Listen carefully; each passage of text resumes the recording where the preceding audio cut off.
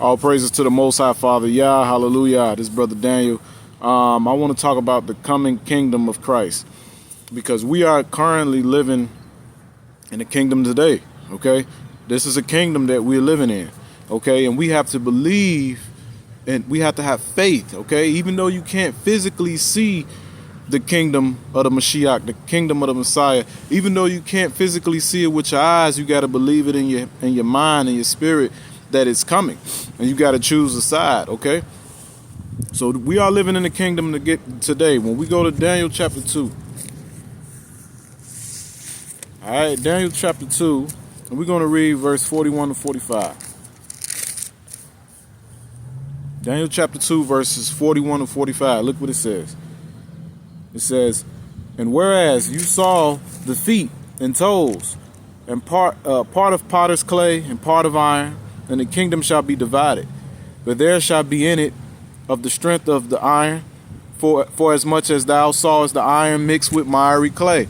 And I'm gonna go into another video about that. But this last kingdom is going to be a kingdom that's going to be mixed with miry clay and iron. It's going to be transhumanism. It's going to be AIs. They're going to walk amongst us. Okay, this is what's coming in this last kingdom that we're living in.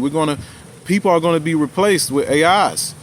Okay, and it's going to and this is what Satan is going to do in this last days. He's going to really strive to oppress man, because see, if collecting rainwater, I'm gonna just use this as an example. They got laws that's very oppressing, right?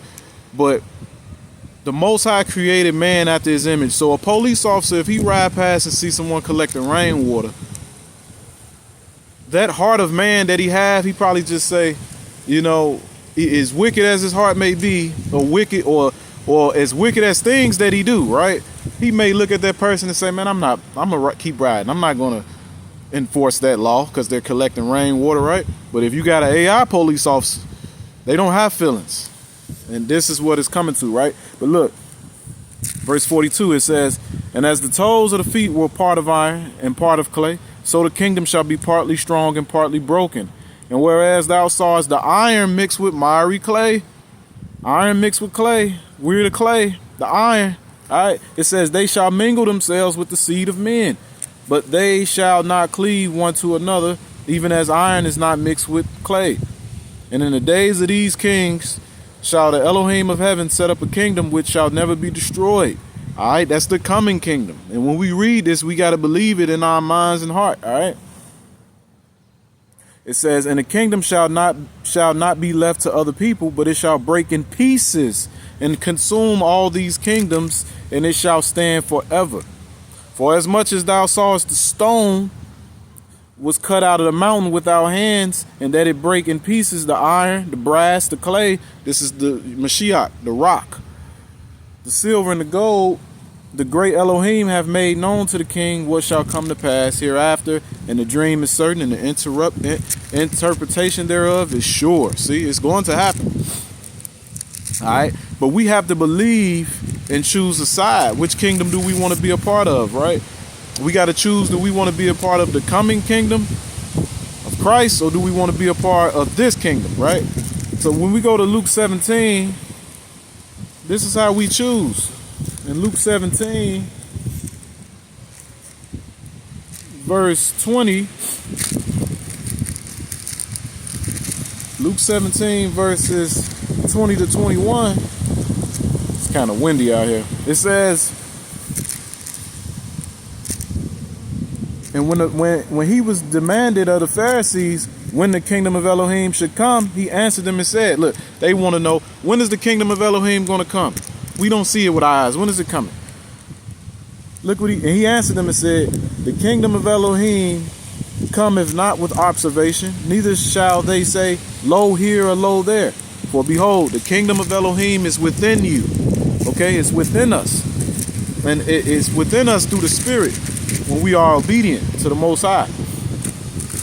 And as we go to 1 Corinthians, we're going to see this. 1 Corinthians chapter 3, verse 16 through 17. It says, "Know ye not that you are the temple of Elohim, and that the Spirit of Elohim dwell in you? If any man defile the temple of Elohim, him shall Elohim destroy. For the temple of Elohim is holy, which temple you are. Okay? It says the temple of God is holy. I'm saying Elohim, which is the Hebraic way to say it, which is the correct way. Okay? God and Lord is just a title, and that's going to be on the next video. I'm going to talk about that, not taking his name in vain, right?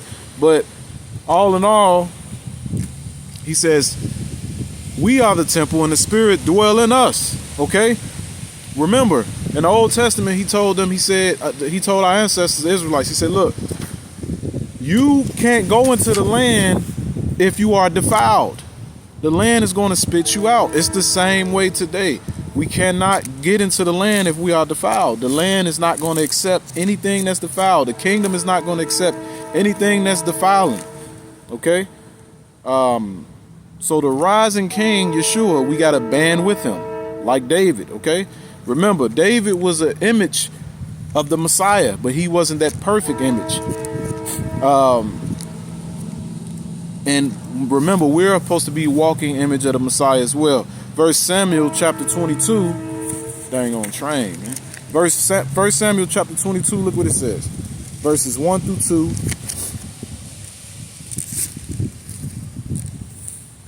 1 Samuel, look what happened with David. When David was on the run from Saul, in 1 Samuel chapter 22, we're going to read what happened. He was hiding out. It says, David therefore departed thence and escaped to the cave of Adullam. And when his brethren and all his father's house heard it, they went down thither to him. And everyone that was in distress, and everyone that was in debt, and everyone that was discontent, gathered themselves unto him, and he became a captain over them, and there were with him about 400 men. So these men came with their family, their wives. A lot of his family came, his mother, his father, all these people, his nephews, right? All these people came and sided with David. Why did they side with David? Why did they side with David? Because they believed that David was going to be the king. They understood that the Most High was with David. And they understood the prophecies that the Most High spoke through Samuel. Okay, they understood these things, and they said, you know what?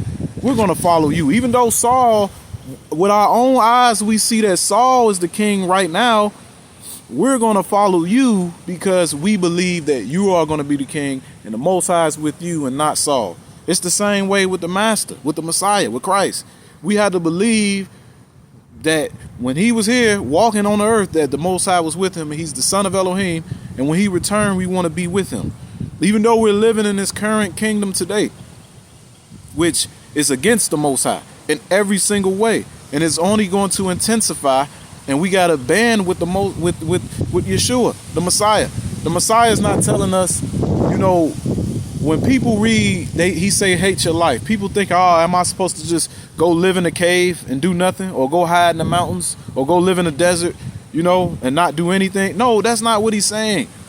But what he is saying is that you have to be with him, whether you're in your job, whether you're in your business, or whether you, you know, family, friends. If people, you know, you got to be willing to put it on the line. You can't be like, oh, I may lose a business partner for speaking the gospel. No, you better be willing to lose a business partner and understand the Most High bless you.